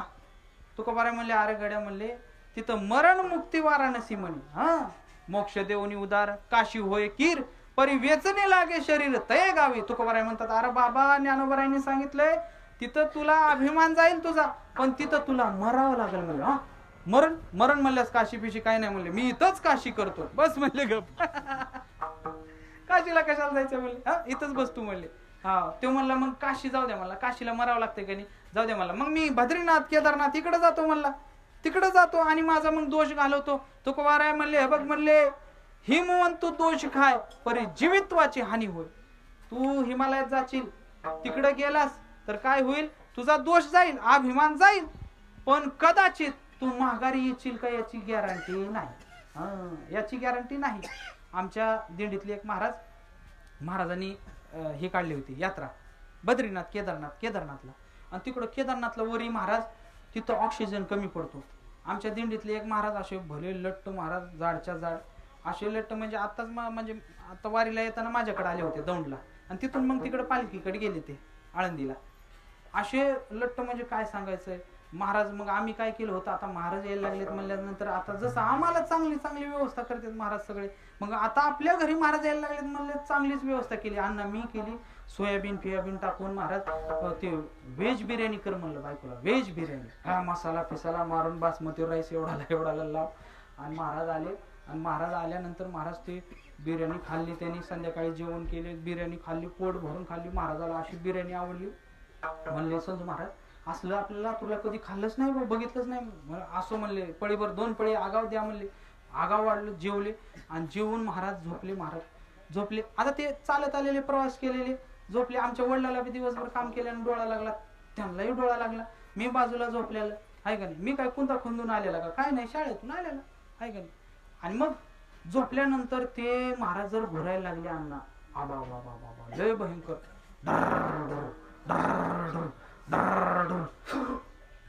मला वाटायचं महाराज गेले गेले गेले अशी हवा सोडायचे. नॉर्मल महाराज आले, माघारी आले, नेमकं माझ्याच बाजूला झोपले. आमचे वडील तर माझ्याकडून नाही, आणि आपलं पण बीच कसं घर आहे का नाही, ते आम्ही हॉलमध्ये झोपलेले 3 जण माझ्या बाजूला. असं 2 वाजले आणला, 2 वाजेपर्यंत मला झोप आली नाही. महाराज नुसते आले महाराज माघारी. असे महाराज काय सांगायचे, लय लय अवघड. विठाला विठाला विठाला हे महाराज अभिमान घाल जातोय म्हणल्यानंतर महाराज ते वारकरी म्हणला की आम्ही बद्रीनाथ केदारनाथ जाऊ का. मग हे महाराजांनी, आमच्या दिंडीच्या महाराजांनी ह्या जाड्या महाराजाला तिकडे नेलते, कुठं केदारनाथला वरती.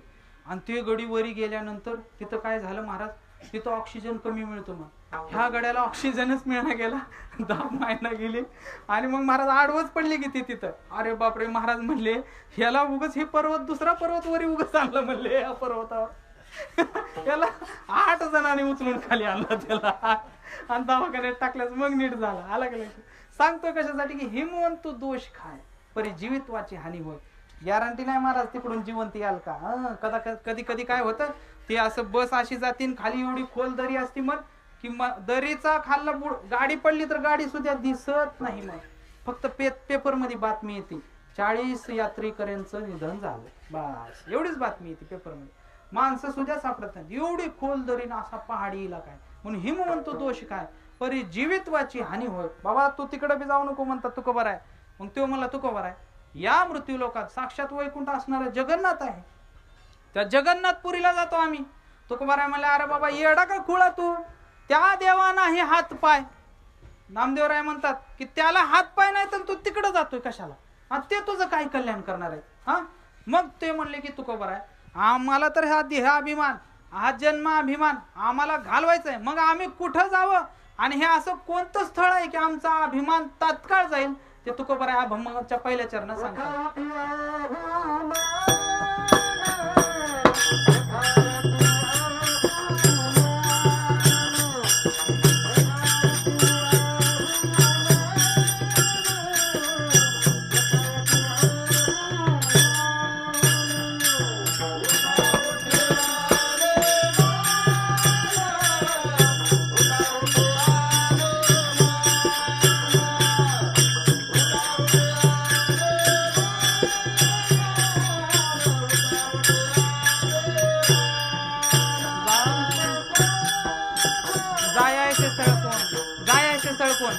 ऐसे तळ कोण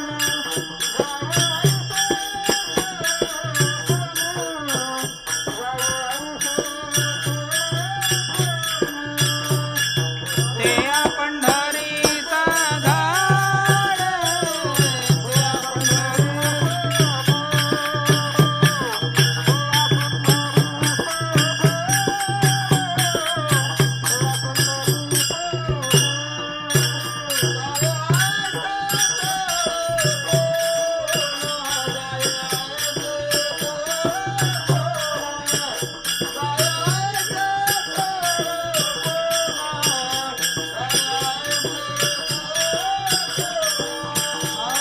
ते या पंढरीचा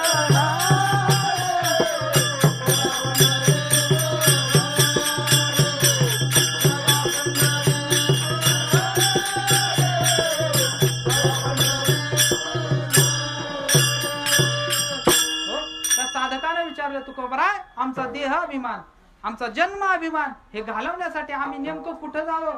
तुकोबाराय म्हणले अरे बाबा असं एकमेव ठिकाण आहे उठाउठी अभिमान. तुमचा अभिमान असा तडका फडकी निघून जाईल.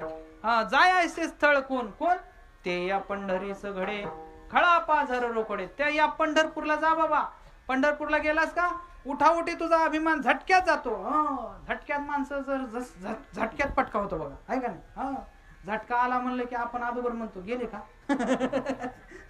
असा भयंकर झटका असतो. तसा झटका येत आहे महाराज अहंकाराच्या बाबतीत अभिमानाच्या बाबतीत. या पंढरपुरामध्ये अभिमान राहत नाही. पंढरीच्या लोका नाही अभिमान पाया पडे जन एकमेका किंवा वर्ण अभिमान विसरले याती एकमेका लोटांगणी जाती. निर्मळ चित्ते झाली नवनीते पाषाणा पाजर फुटते रे. या पंढरीच्या लोकांना वर्णाभिमान विसरली याती याती म्हणजे जाती. इथं येणारा प्रत्येक जण आपली जात कोणती आहे काय आहे सगळं विसरून जातो बघा. कुठपर्यंत हे पंढरपूर मध्ये असेपर्यंत. इथून एकदा गेला की सगळं मग ते अंगावर बसतं बघा आहे का नाही. पण इथं येईपर्यंत महाराज तुझी जात काय काय नाही कोणी काही विचारत नाही आहे का नाही. 18 पगड जातीचे माणसं महाराज एका पालीमध्ये बसतात आहे का नाही. एका पालीमध्ये महाराज झोपतात आणि ते मग दुसऱ्या दिवशी एका पंक्तीला जेवतात. अशी ही ज्ञानोबरांनी संतांची 18 पगड जातीचे संत एकत्र केले. सगळ्यात अगोदर क्रांती कोणी केले तर माझ्या ज्ञानोबरांनी. सगळे संत महाराज इथं चोकोबाराय असतील ज्ञानोबा ते एकोबा आणि तुकोबा ते चोकोबा चट्ट आले ह्याच्यात. हे सगळे इथं महाराज या वाळवंटामध्ये त्यांनी हा सोहळा संपन्न केलेला आहे. म्हणून ते विशेष महत्व या वारीचं आहे. म्हणून 18 पगड जाती एकत्रित येतात. हा सुख सोहळा इथं अनुभवतात महाराज. फक्त गावाकडे गेल्यानंतर ते आता परत भूत लागतच मागं बसतं डोक्यावर असो. पण या पंढरपूरमध्ये महाराज तो अभिमान टिकत नाही असं ते हे ठिकाण आहे महाराज पंढरपूर. ते या पंढरे सगळे खळा पाजर रोकडे. खळ म्हणजे काय अत्यंत वाईट दुर्विचारी असणारा पण त्याच्याही महाराज दगडासारख्या पाषाणासारख्या त्याच्या हृदयाला भक्तीचं पाजर फुटणार हे ठिकाण आहे. इथं आला की त्याला महाराज मागच्या वर्षी मी आपले रणदिवेता ते आलेत काय वर्षी नाही का. या वर्षी हुगली हाणली का त्यांनी काय असो काही कमी नाही गड्याला. पण मागच्या वर्षी बघितलं आमचे पवार अण्णा असतील रणदिवेता ते असतील महाराज हे अण्णा असतील किंवा इथले सगळे सेवक मंडळी महाराज हे मी गुंटा मंत्री म्हणतो ह्यांना काय लक्षात घ्या. हे साधे नाहीत. हे गुंटा मंत्री महाराज गडगंज संपत्ती असणारे व्यक्तिमत्व हे सगळे होले परिवार नोकरदार वगैरे चट्ट आहे. पण महाराज काय यांचा सेवा भाव. मागच्या वर्षी बघितलं रणदेवता त्यांनी अण्णांनी ते कड्या पिड्या धुवले काय ते नारेवाडीचे सगळे महिला मंडळ वगैरे सगळे बिचारे लांब जायचं म्हणून कधी गावाकडे जायचे ते बसले आणि बरेच जण आपल्या गोपाळवाडीचे मी बसले मी बघितलं बरं का. पण रणदेव तात्यानी आणि पवार अण्णांनी कड्या धुतले गाडीला बांधले आणि मग निघाले. महाराज काय कमी आहे या गड्यांना. हे करायचं काही गरज आहे का. काही गरज नाही यांना. बसून जरी महाराज काहीच काडीचं काम न करता जरी त्यांच्या घरी राहिले तरी त्यांचं आयुष्य आनंदानं सुखानं जाते. पण त्यांच्या मनामध्ये भाव आहे की वारकऱ्याची सेवा घडली पाहिजे. ही सेवा आपल्याकडूनही झाली पाहिजे. हा एकमेव उदात्त भाव घेऊन ते या वारीमध्ये सामील होतात. असं मग महाराज खळा पाजर रोकडे तसं महाराज संपन्न असणारे व्यक्तिमत्व या ठिकाणी येऊनही भक्ती करतात. हेही विशेष आहे. पण अत्यंत दुराचारी असणारा तोही चुकून जर वारीला आला तर तो एका वर्षी आला का पुन्हा आयुष्यभर वारी करतो महाराज. का? अरे काय म्हणतो या वारीमध्ये नंबर 1 15-20 दिवस चालायचं खायचं, चालायचं खायचं, हेच आहे म्हणले. हा सुख सोहळा स्वर्गी नाही. आहे का नाही? बरं एक खायलाय का? रोज एक नमुना वेगळा वेगळा असतो जेवायला. आनंदीच आनंद. माणसाला खायला 2 घास मिळाले की बस आनंदी माणूस. भजन करल न करल मग हळूहळू त्याच्यात परिवर्तन होतच जातं. खळ म्हणजे अत्यंत वाईट. त्यालाही त्याच्या हृदयाला पाजर फोडणारी ही वारी आहे. खळा पाजर रोकडे. बरं आणखीन काय? भक्तीच्या इथं अष्टसात्विक भाव इथं महाराज उत्पन्न होतात. या पंढरपूरमध्ये अष्टसात्विक भाव या पंढरपूरमध्ये आपल्याला निर्माण होतात. काय? नेत्री अश्रूच्या धारा, कोठे रोमांच शरीरा. मला सांगा तुमच्या अंतकरणामध्ये मी आता नारदांची कथा सांगताना किती जणांना असं सगळ्याचे कान टवकारून होते. हे काय झालं? तर आश्चर्य तुम्हाला. आता पुढे काय? आता पुढे काय? हे देवाच्या कथा श्रवण केल्या की महाराज मग अंतकरणात भक्ती निर्माण होती. आणि मग तिचा पाझर फुटतो. आणि मग कधी कधी असं होतं, समजा अत्यंत विरहाची कथा सांगितली की डोळ्यातून अश्रूही येतात. आमच्या मराठवाड्यात तर बायाला रडत्यात, असं वडू रडत्यात. आणि लय जर चांगलं महाराज चाल एकदम असं झकास झाली बर का, मग महाराज अंग डुलायला सुद्धा लागतं. हे काय? भक्तिशास्त्रातले सात्विक भाव आहेत महाराज. तिकडं ह्याला गेलतो मी कीर्तनाला एकदा. आपले काय मोरवाडी का मोरेवाडी आहे बघा श्रीगोंद्याच्या बाजूला. तिथं कीर्तनाला गेलो होतो. आणि तिथं मग मी महाराज प्रमाण घेतलं. प्रमाण असं घेतलं महाराज की काय आम्ही वारिक वारिक करू हजामत बारीक, आम्ही वारिक वारिक करू हजामत बारीक, हे आम्ही वारिक वारिक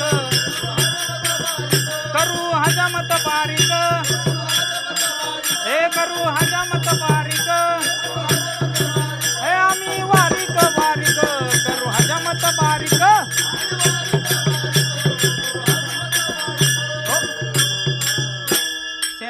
चरित्र सांगत होतो हे प्रमाण घेतलो. बाईच्या एका अंगातच आलं की हो गडबडा लोळायला लागली. अबा म्हणलं हे काय झालं? मग मी मराठवाड्यातला महाराज आहे. मी लातूरचा. मी ही 4 मिनिट गायलं महाराज. बाई दमली अण्णा शेवट. आणि मी चोपदाराला म्हणलं अलीकडे या. म्हणलं हे काय होतं? ते म्हणले महाराज हे आनंद संप्रदाय मधले व्यक्ती आहेत म्हणले, त्यांच्या अंगात येतं. म्हणलं चांगली गोष्ट आहे. महाराज बी निबर भेटलाय म्हणलं त्यांना. असं मग हे काय की अष्टसात्विक भाव आपले महाराज जागृत होतात या कीर्तनातून, कथेतून, नामस्मरणातून. ते कुठं होतं? ते या पंढरी सगळे. आणखीन काय? तुका म्हणे काला कोठे अभेद देखिला.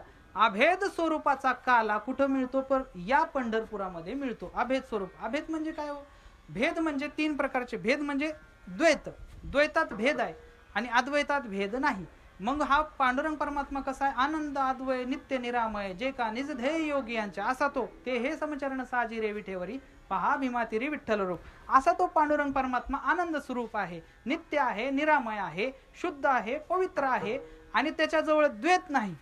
आणि आपल्या जीवनात द्वैत आहे. मग आपल्याजवळ भेद आहे पण त्याच्याजवळ भेद नाही. संताजवळ भेद नाही. अलग लक्षात. म्हणून त्यांनी 18 पगड जाती एकत्र मिळून हा भक्ती संप्रदाय पुढे नेलाय. आपल्याजवळ 3 सजातीय भेद, विजातीय भेद, स्वगत भेद. असं शास्त्रात आता हे पंचदशिकार मध्ये लय वर्णन केलेलं आहे. स्वगत भेद म्हणजे काय की झाड त्याचं बी आणि झाडामध्ये बदल. बी लावलं की झाड येतं आहे ना, हा झाला स्वगत भेद. आणि मग सजातीय भेद म्हणजे काय? मग त्या झाडाचे पानं, फुलं, फळं हे भेदच आहे ना त्याच्यामध्ये, आहे का नाही? आणि त्याच्यानंतर महाराज विजातीय भेद म्हणजे त्याच्यासारखे दुसरे झाडं असतात. आंब्याचं एकच झाड आहे का? नाही, लय नमुन्याचे आंबे. तसं त्याला हे 3 प्रकारचे भेद आपल्यामध्ये या सृष्टीमध्ये आहेत पण त्याच्या ठिकाणी भेद नाही. आणि तुका म्हणे काला कोठे अभेद देखील. असा अभेद स्वरूपाचा जीव शिव ऐक्य झालेला काला या पंढरपुरामध्ये मिळतो महाराज. 3 प्रकारचे काला सांगितलेत. हरिनामाचा खिचडी काला, एक नाम स्वरूपाचा काला, दुसरा दही भाताचा आपला दही लाहीचा काला आणि तिसरा अभेद स्वरूपाचा काला. तर तुम्हाला हा अभेद स्वरूपाचा जर काला प्राप्त करायचा असेल तर ते या पंढरीचं घडे कळा पाजर रोकडे विठोबा रखुमाई. जय जय विठोबा रखुमाई, जय जय विठोबा रखुमाई, जय जय विठोबा रखुमाई, जय जय विठोबा रखुमाई.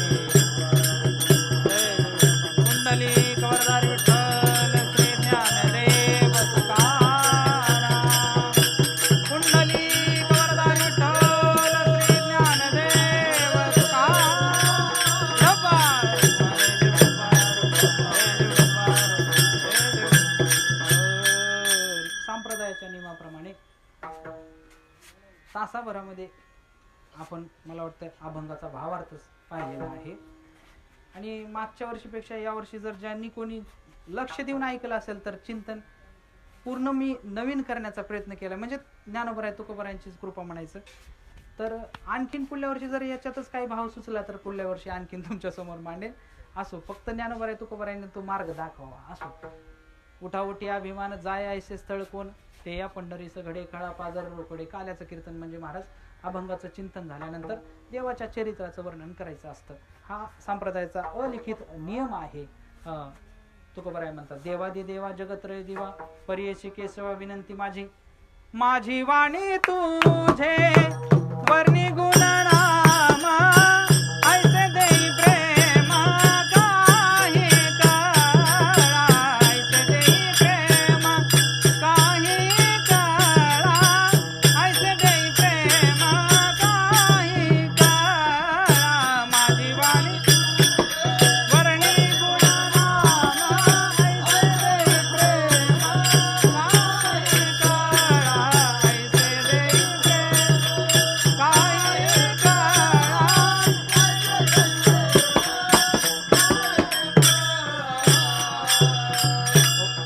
माझी वाणी तुझे वर्णी गुणनाम, ऐसे देई प्रेम काही काळा, चरित्र ते उच्चारावेत केले देवे गोकुळी.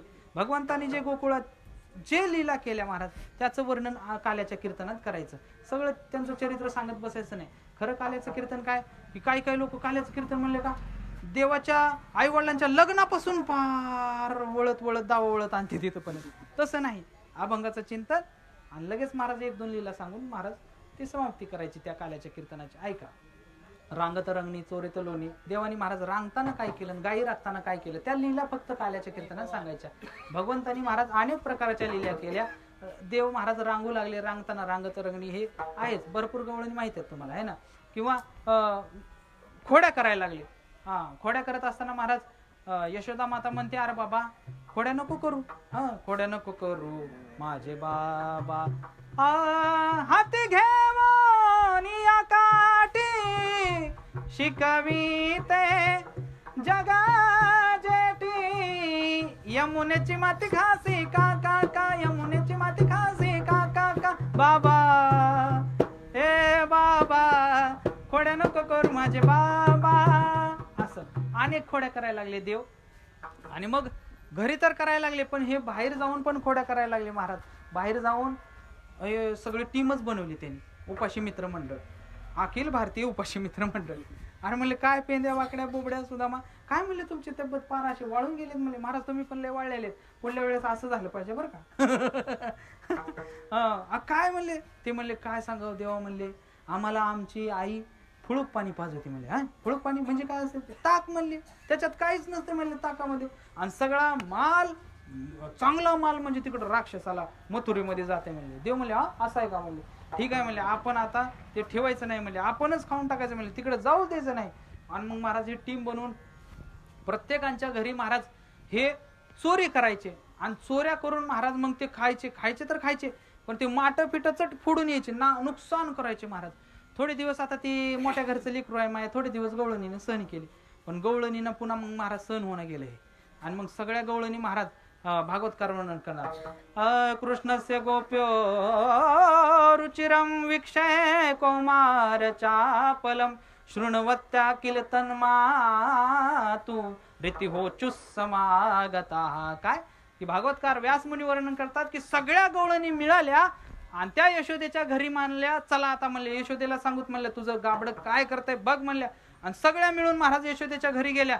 आणि मग नाथ महाराज वर्णन करतात, गवळणी घराने सांगती यशोदेसी, गवळणी घराने, गवळणी घराने सांगती यशोदेसी, दही दूध खावोनिया, दही दूध खावोनिया, पळून जातो ऋषिकेशी, लाडका हा कानाबाई तुझा तुला गोड वाटे, लाडका हा कानाबाई तुझा तुला गोड वाटे.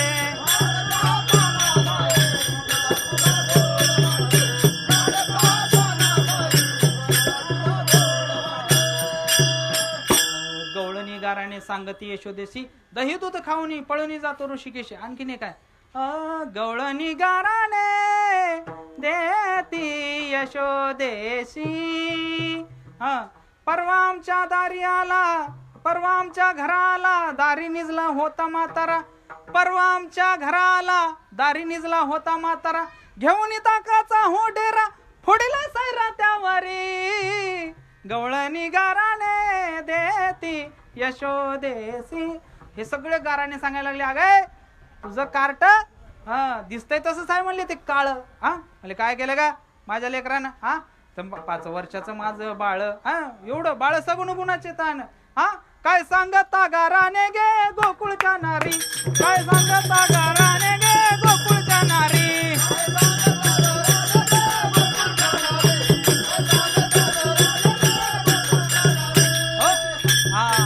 काय सांगता गाराने गे गोपाळवाडीच्या नारी, गोकुळच्या नारी.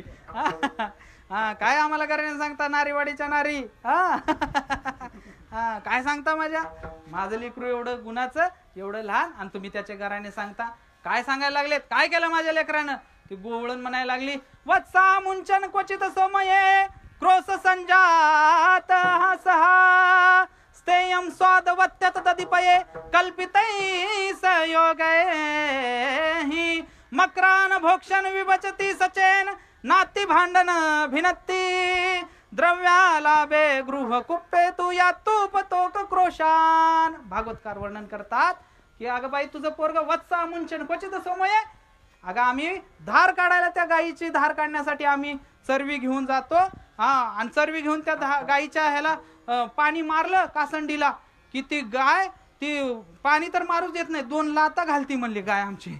आणि बघ म्हणली माझे 2 दात पडली म्हणली, तिशीमध्येच 2 दात गेले म्हणली. आता कसं करू मी? काय केलं माझ्या? आम्ही धार काढायच्या अगोदरच तुझं कार्ट वास्त्र पाजू घालते म्हणली, आणि पुन्हा हाय तिथं बांधते म्हणली वास्त्र. असलं तुझं. बरं आणखीन काय? स्थेयम स्वादवत्यत ददीपये, म्हणजे दही दुधाची चोरी करण्यासाठी योजना आखतो म्हणे. माती घेऊन येतो, खडे घेऊन येतो, ते काट्या घेऊन येतो, अशी सराटा, हे सगळ्या गोष्टी घेऊन येतो, आणि अशी योजना करून ते सगळं दही दूध चोरतो. बरं चोर नका बाई, असू दे, पण खातो मक्रान भोषण विभजती सचेन नाती भांडण भिनत्ती. खाऊन खाऊन पोट भरलं का माकडांना चारतो. एवढा कडू आहे म्हणले तुझं पोरग, माकडांना खाऊ घालतो. आणि मग खाऊन झाल्यानंतर माकडं बी खाऊन झाली, भांडे रिकामी ठेवत नाही, सगळे फोडून टाकतो. नाती भांडण भिनत्ती. आणि समज त्याला कोणाच्या घरामध्ये काही मिळालंच नाही तर काय करतो माहित आहे का? आमच्या लेकरावाला भांडतो, आमच्या लेकरावाला 2-4 बुक्क्या घालतो, मारतो, उचलून आदळतो, आणि आमच्या घरात भांडण लावून पळून जातो. असलं तुझं कार्ट आहे म्हणले. बरं आणखीन दुसरी गवळण पुढे आली. ती म्हणली, हस्ताग्राहे रचिति विधिम शीक कोलू खलादे. हस्ताग्राहे रचिति विधिन पीठ कोलू खलादे. छिद्रम ह्यंतर विहित वैनुष शिक्य भांडेषु तद्वित ध्वंतागारे धृतमणिगणम स्वांगमर्त प्रदीपम कालो गोप्य गृह कृत्येषु यातुपतोकान सुवेग्रचित्ता. काय म्हटले की बाबा याच्या हाताला येऊ नये म्हणून आम्ही शिंक्यावरती माठ ठेवतो. हस्ताग्राहे रचयते विधिम पीठ कोलू खलाद्य, त्याच्या हाताला येऊ नये म्हणून आम्ही शिंक्यावर ठेवतो. आणि हे तुझं कार्ट काय करते माहितीये का? चौरंगावर चौरंग, चौरंगावर चौरंग, चौरंगावर चौरंग लावून त्याच्यावरती चढते. बरं हे चौरंग कोणी? ही सगळी त्याची गँग. हे असं त्यांना खाली घालून वरी चढते, तरी त्याच्या हाताला येणं गेलं. आणि मग ते काय काठीनं फोडते आणि मग खाते. बर असं आम्ही कधी कधी सगळे सोपणे फिरणे बंद करून सगळ्या घरात अंधार करून लपावून ठेवतो कोपऱ्यामध्ये दही दूध लोणी. पण काय होतं यशोदे, तू त्याच्या अंगावरती धांतो आगारे धृतमणी गणम स्वांग मर्त प्रदीपम. तू त्याच्या अंगावर हिरे माणिक मोत्याचे जे अलंकार घालतेस ना, त्या अलंकाराचा एवढा प्रकाश पडतो की त्याला बॅटरी लावल्यागत सगळीकडे काय आणि काय नाही सगळंच दिसतंय म्हणे. काय तुझं कार्ट, आणि तू तशी लेकरू तसं. असं. आणि हे कधी करतो? कालो गोप्य गृह कृत्येषु याग्र सुव्याग्र चित्ता. म्हणजे आम्ही एकाग्र चित्तानं घरातलं काम करायला लागलं की हेच हे काम असतं म्हणे. असं तुझं लेकरू आहे बाई, तुझं लेकरू सांभाळ, काहीतरी कर, आम्ही भिकला लागल. असं नाना प्रकारचे घराने सांगायला लागले. एकतर गवळण म्हणली, यशोदे गोकुळात राहावं का आम्ही गोकुळ सोडून जावं सांग म्हणले. गोकुळ सोडूनच जातो म्हणले. काय म्हणले असलं तुझं कार्ट? मग यशोदा मातेला वाटलं की बाबा हे लई खोड्या करायला लागले, सांगूनही ऐकायला गेले. म्हणले काना तू आता मोठा झालायस, म्हणले तू आता शाळेत जायचं. म्हणले किती दिवस तू घरी त्रास देणार, बाहेरच्या लोकांना बी त्रास देणार.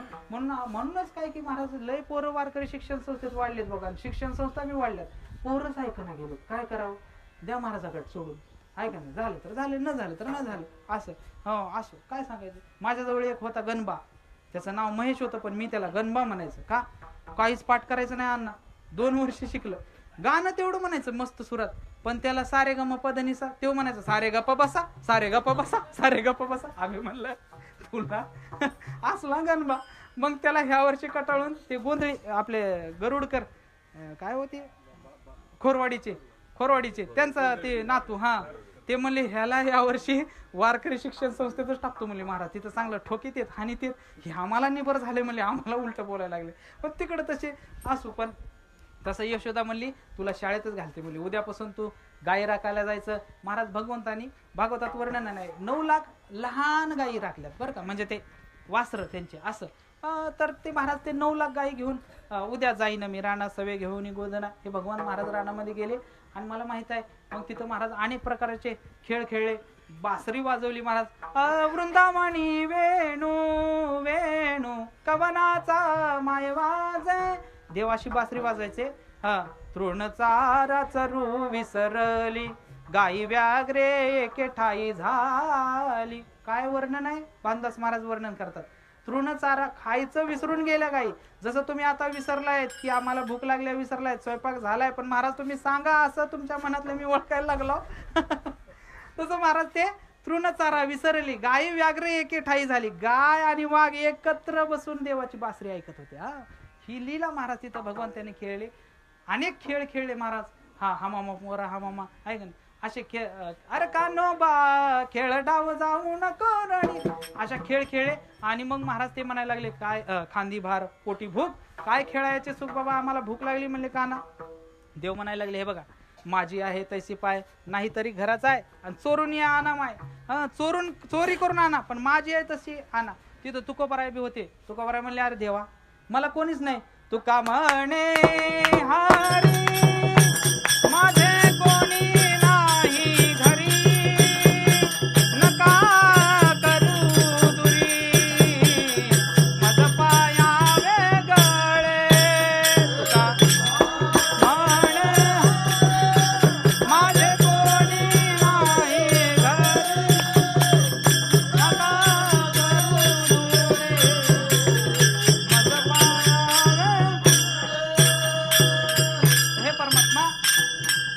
भगवान मला दूर करू नका, माझ्या घरी कोणीच नाही. ते म्हणले ठीक आहे, म्हणले तू माझ्या जवळ बस, चल मी माझी तुला शिदोरी देतो. आणि सगळ्या गोपाळांना महाराज भगवंतानी असं गोल बसवलं आणि भगवान महाराज मध्यभागी उभा राहून भगवान भागवतकार वर्णन करतात. बिभ्रत्वेनुम जठरपटयो शृंगवेत्रे चकक्षे, वामे मसृण कवलम तत्फलांगुलेषु, तिष्ठन् मध्ये सोपरि सूर्योदयो हासयन् नर्मभिः स्वये, स्वर्गलोके मिषति बुभुजे यज्ञ भोगबालकेली. पुंडली कवरदारी विठ्ठल श्री ज्ञानदेव तुकाराम, पंढरीनाथ भगवान की जय. माऊली ज्ञानेश्वर महाराज की जय. श्रीमंत श्री जगद्गुरु तुकाराम महाराज की जय. ज्ञानेश्वर माऊली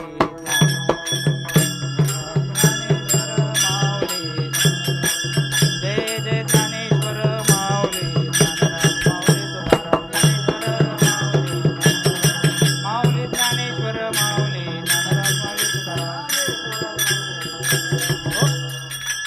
उठाउठे अभिमान जाय असे स्थळ कोणते, या पंढरीच गडे खळा पाजर रोकडे. तुका म्हणे काला कोठे अभेद देखील. असा हे पंढरी क्षेत्र महात्म्य वर्णन करणारा हा अभंग असून काल्याच्या सेवेला घेतला होता. तुम्हा सर्वांनी इतका वेळ कालची एकादशीचा उपवास असूनही एवढ्या सुव्याग्र चित्तेनं तुम्ही हे श्रवण केलात, त्यामुळे तुमच्या चरणावरती नतमस्तक होतो. जास्ती काय वेळ घेणार नाही. अशीच ही आपली दिंडी 100 वर्षे चालवत राहो, एवढंच मस्कोबा नाथ भगवान पांडुरंग परमात्मा यांच्याकडे मागणं मागतो आणि सेवेला पूर्णविराम देतो. कंठी धरला कृष्ण मनी अवघा जने प्रकाश